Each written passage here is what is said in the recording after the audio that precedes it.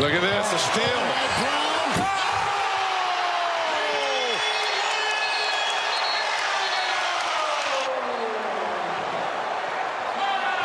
A two of a game-high 37 for Jaylen Brown as the Celtics get the win, 127-112 at Celtics post-game live. Tom, Giles, Scal, Eddie, and we talked about it at halftime. You know, the Celtics had a 5-point lead. Felt like that everything was looking good offensively.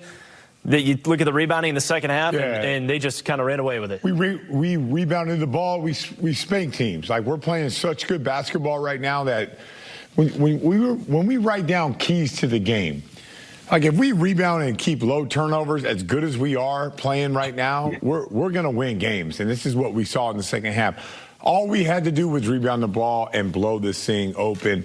Our guys are too talented. We space so well, and we have so much shooting on the floor, you don't know where to put your attention to. Scout, could you leave me something to say? Because I've been to say everything that you just My said. bad. No, not like that. I'm not saying it as a diss. I'm saying I'm feeling everything you're saying. That's exactly what I'm talking about. Rebounding the basketball, right? We take care of the basketball. Our spacing on the floor, that's what I've been looking at lately, is our spacing offensively.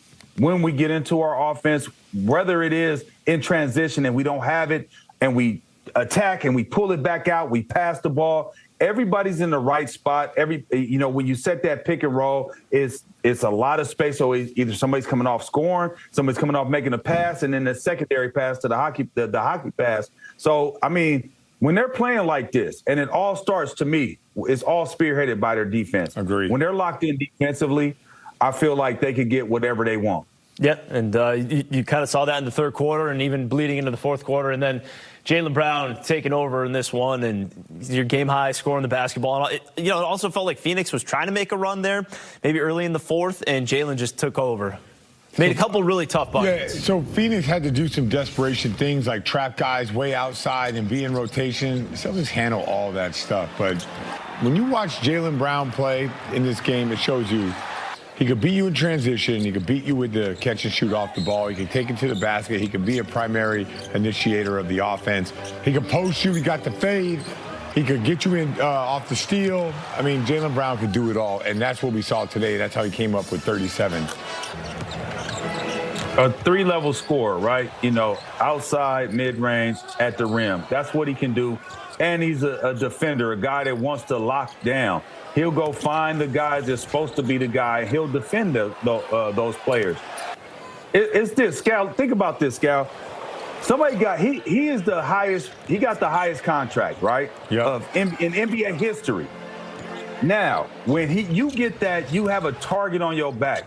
The one thing that I love about what Jaylen Brown has done, I think his game has went to another level. Jaylen Brown is so much better this year than he was last year. And am I tripping? No, you're not. But is he just better at everything he does? It's not like he did one thing. He didn't add one thing to his game. He's just like across the board. He handles better, handles not just the ball, but like situations better, reads the defense better. I think he's defending better, right? Probably finishing in the break better, holding his line when he gets downhill. You saw him give that shoulder to Brad Beal. So he's just and he said this all along from day one since he's been here. I'm just going to keep working on my game and get better. I'm just going to keep doing. You guys are going to see. I'm just going to keep working, and I'm going to keep improving. He said it, and he did it, and he's doing it right now. And I agree with Eddie. He got the bag, and everyone can understand, you're lined up to get the big contract to become an all-NBA player. But even then, at that level, it is really hard to improve everything you do. There are other players that stop improving. There are other players that start going down. Jaylen Brown continues to climb and get better at all aspects of his game. And yeah, again, 14 of 23 from the field, 5 of 9 from 3, and just stuff in the stat sheet everywhere else. Meanwhile, Jason Tatum, we talked about what he was doing in the first half. He had 23 points in the first half, finished with 26. But what about the reads, Eddie, that he made in the second half when you saw him really start to distribute the ball? Well, this is the thing, that if people don't watch the game, right, and they just pick up the stat sheet and look and say, well, damn, he had 23 in the first half. Oh, he only had 3 in the second half. Jason Tatum also has worked on his game in different ways. the way that he affects winning, okay? He understands that if I draw two, I could get other guys open. Eventually, it's going to all come back to him. When you play the game the right way, it always comes back to you in tenfold, okay? But if you start trying to be selfish and start trying to hunt out shots and you miss a guy because you like, I ain't took a shot or I only scored 3 points, I need to go get 10 points. It never works out in your favor or the team's favor in the long run. Maybe 1 or 2 games, yeah, that might work. But when you're a championship level team, to me, that shows growth as well. Like, we've seen both of these players just get so much better individually and then also understanding how they could be so much better for the team and what they need to do to sacrifice for the greater good of the team. So when I look at Jason Tatum, we know he's going to score the ball. We know that. But it's all the other things. It's the small little intangibles of recognizing to make the pass quicker than holding on for it a second. So now the rotation is there to the guy he's supposed to be passing to. He gets off of it quicker. Now they're really in rotation, and now there's another pass to a wide open shot. So, I mean, to me, just looking at the development of these two players and their understanding of the game, and I think that's why this team is so good, is because your two top players, your best players, have a high basketball IQ, and they're selfless. Yeah, and they seem to do it differently. Like, to me, Jaylen Brown, when he's at his best, he's always in attack mode, always aggressive. I think Tatum is at his best when he's making plays, but he has his moments. And Tatum, 18 points in like 6 minutes. You're like, whoa, how did he just do that? Because you'll see it like three, layup, get to the post, take a guy to the basket. Next thing you know, like in the first half, he has a bunch of points in a small amount of time. You know, so I think those are both the strengths of the guys, and I think we're starting to see that right now. Remember, I was really critical of Jaylen Brown when he said, I got to make sacrifices. I got to be the guy that distributes. I've already showed I could score. Now I'm getting other people involved. I don't actually think that the Celtics are at their best when he does that.